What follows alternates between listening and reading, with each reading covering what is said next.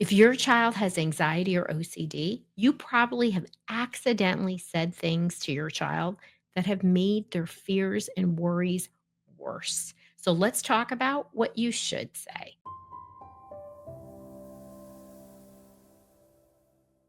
Today, I'm sharing 5 things to avoid saying, and more importantly, what you should say instead to truly support your child's self regulation. Remember, your child's not trying to be dramatic or difficult, they're just dysregulated. And so, when the brain is sending those false danger signals, your child is stuck in a fear and worry loop. They're just dysregulated. And how we respond can have a very dramatic positive or negative response. And so these are things that I work with, when I work with one-on-one in our brain behavior reset program with our patients, these are things that I have been sharing for decades and they really do make a difference and help break the worry loop and really teach your kid to talk back to their worry. Our job isn't to fix feelings, it's to help your child build coping skills, and how we respond is critical. So let's talk about the 5 things we should never say. So, number one, stop worrying or calm down. There is a really clear balance here. We don't want to over accommodate, we don't want to answer too many questions, provide too much relief,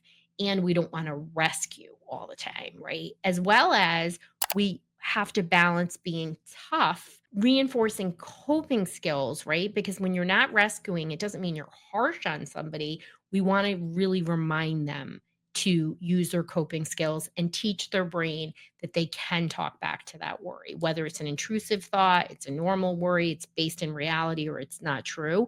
Once the brain is hijacked, you're dealing with somebody who's really difficult to deal with. So when we say stop worrying and calming down, it invalidates that panic that that person has. Their brain isn't there. It's not really teaching any skills, right? So our goal is to teach skills, and it's only increasing that shame and pressure. What we can say is things like, let's take a breath together. Or if you're really looking to validate without accommodating, you can say something like, I hear that you're feeling worried. I hear that you're feeling anxious. I'm here with you. That is not rescuing them. You want to be careful that we're moving our kids to skills. Number 2 thing to say is, you're fine. There's nothing to worry about. Now, there doesn't have to be anything rational for worries to come up, right? They just come in and they may sound logical at times. So, whether it's based in reality or it's an irrational fear, you want to treat it the same. Obviously, if something's real, like your kid fails every test and they're worried about failing every test, you're still going to respond with, well, how do you think you can pass this test? Like, let's work out a plan. When we dismiss our kids' emotional experience, we may reinforce accidentally that they shouldn't feel the way that they should, right? And again, even if it's irrational, we still want to validate and then walk them towards solutions, right? So you can say something like, is that your brain talking? Or is that your worry brain? And we like to name it like, oh, is that Amanda's brain talking? Or is that your worry brain? And then they start seeing the differences because you have to see yourself, because when you're hijacked, you don't always see yourself. You can also say something like, let's talk about where the worry is in your body. I always teach kids to put your hand on where that is in your body, where you're feeling it, because you can breathe through it, you can work through it, and you can gain some control. Number 3, you don't want to say things like, we've already talked about this, or that's just not true. OCD, as I said earlier, it involves this repetitive thought pattern that gets stuck, the looping, but it also involves reassurance seeking. Very sneaky OCD, very sneaky anxiety. They may try to always use you as their life preserver, like, oh, how do you think I'm going to do on that test?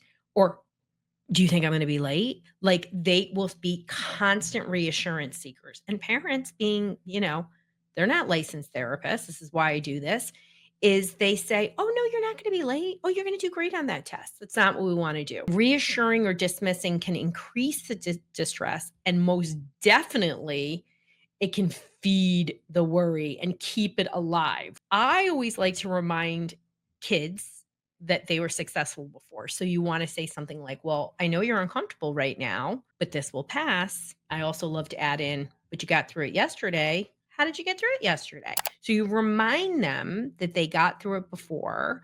You hopefully cue them. And again, if they start, with worry, talk, and question, you don't have to respond. You can say, I know you're feeling uncomfortable. It will pass. You can also say something like, what is your brain saying right now? Right. Again, getting them to understand that they are not the worry and they have their own brain in this, even though it's temporarily hijacked. They're going to keep coming to you to be that life preserver. That's why you have to say, you have the life preserver. You are the life preserver. Number four, you don't want to say you're overreacting or that's silly, right? When you're shutting it down, you can make them feel guilty. And what's the worst thing that's going to happen is they're going to hold it all in. And anxious people and people with OCD have very high rates of depression. They can be more prone to suicidal thoughts. And we don't want to break a communication, right? We want kids to not feel so different and so broken. We want them to feel more comfortable because for kids to move from anxiety to OCD and say these things outwardly, it's a big step. And it means that they trust you. And so good job. So how do you manage this is, you always, if you have kids with clinical anxiety, OCD, get yourself an awesome therapist. Absolutely. You're always welcome to go to our solution matcher, go to drroseann.com/help and take our solution matcher. But what do you say instead of overreacting or that's silly? You want to say that thought feels real big right now. Let's sit with it together. Or let's breathe through it. I know this feels real, but you got through this yesterday. Or I know this feels real. Let me help you work through this like you successfully did yesterday. And kids will let you as their brain says, "Oh, they're real. It's not real. It's not real. I can talk back to my worry." It will start to shift. Okay, number 5 thing you don't want to say.